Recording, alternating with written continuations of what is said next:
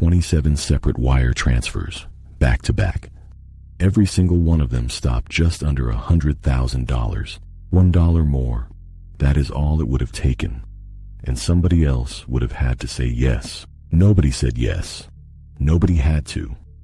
This is how a company dies through a door it built itself. Christopher Kirchner co-founded Slync in 2017. Logistics software, out of Dallas, sold as order pulled from chaos. Slync kept 2 bank accounts. One shared with the chief of staff, Tim Kehoe. The other, Kirchner held alone. Any transfer out of the shared account over $100,000 needed both signatures. One line, one control. Early 2020, 6 investors put $7.2 million into the shared account, and the Series A closed. Then the transfers began. 27 of them, each landing just below the line that needed a second signature. Some of it kept the lights on. Most of it did not. Wine, golf clubs, chartered jets, credit card bills. By late that year, he needed a bigger round and a better story. The books were not telling one. He told investors things about Slync's revenue that were not true.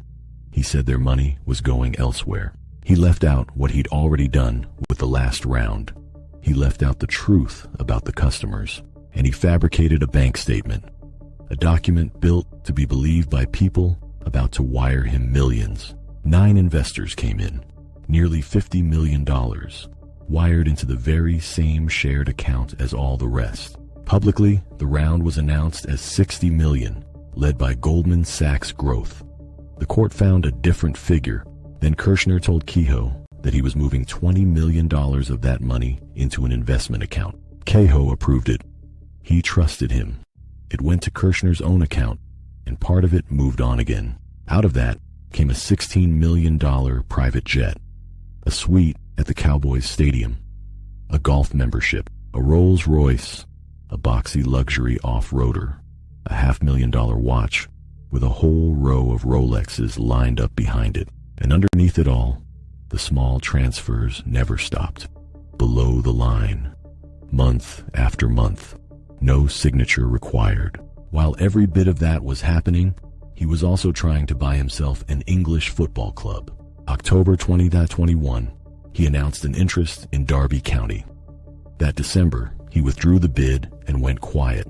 April 2022, the club accepted his offer. The month after, he was reported as the incoming owner. The manager was Wayne Rooney. The papers had the story. The fans had a name. The takeover never completed. None of that was a crime. Reported business conduct, and it never closed. Keep it in that column. Back in Dallas, that same spring, something much simpler was going wrong. Slync had started missing its payroll, envelopes that didn't arrive, reasons that changed every time somebody asked, and not one of them was true. So he opened a funding round the board never authorized. 4 more investors sent $850,000. In May, an investor went to Slync's chief financial officer and said the company's numbers were being misrepresented. The CFO took it upstairs. The board asked one direct question: had the payroll actually been met or not? Kirchner handed them a document saying it had, but Kehoe ran payroll. Kehoe told the board it was false. An employee had already taken his concerns to the board about Kirchner. That employee had already been fired. On the 24th of July, the board suspended him. Within hours, he stripped administrator rights from key staff. They were locked out of their own systems. Then he went for the data. 18 gigabytes, nearly deleted. In August, he sold the jet, wired the money back to the newest investors, and was terminated that month. Slync was liquidated and shut down. In February 2023, prosecutors charged him with taking $20 million. The SEC filed a parallel civil case the very same day. That one was closed in January 2025. He was indicted that May, then charged again on a superseding indictment that December. Trial opened in Fort Worth. He took the stand in his own defense.